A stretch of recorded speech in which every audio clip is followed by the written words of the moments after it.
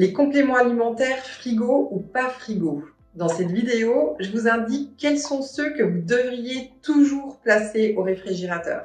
D'ailleurs, si vous voulez tout savoir sur les compléments alimentaires, je vous invite à télécharger notre e-book gratuit, le guide pratique des compléments alimentaires. Le lien est dans la description sous la vidéo.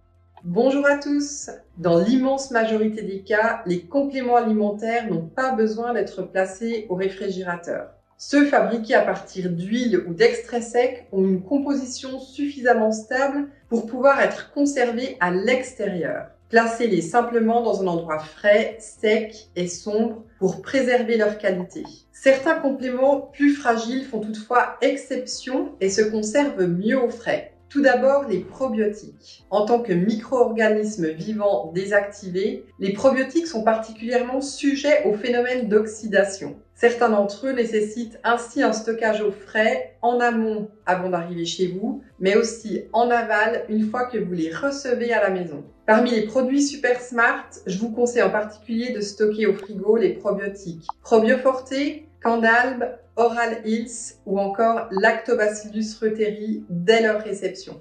Ensuite, le gel d'aloe vera, riche en acides gras, cette substance issue de la pulpe de l'aloès s'oxyde très rapidement. Pour une préparation maison, comptez au maximum 10 jours au réfrigérateur, un peu plus en présence d'un agent antioxydant comme la vitamine C, la vitamine E ou l'huile essentielle de pépins de pamplemousse. En revanche, notre gel d'aloe vera bio renferme de l'acide citrique, du sorbate de potassium et du benzoate de sodium qui optimise sa conservation. Dès lors, vous pouvez le garder sans problème durant 1 mois au frigo après ouverture. Autre cas spécifique, les compléments renfermant du DIM ou di-indolylméthane, DIM. Ce composé synthétisé lors de la digestion des crucifères se trouve lui aussi fortement soumis au stress oxydatif. Je vous invite donc à conserver au frais tous les compléments qui en contiennent comme Natural Anti-Aromatase Support sous des températures idéalement comprises entre 2 et 8 degrés.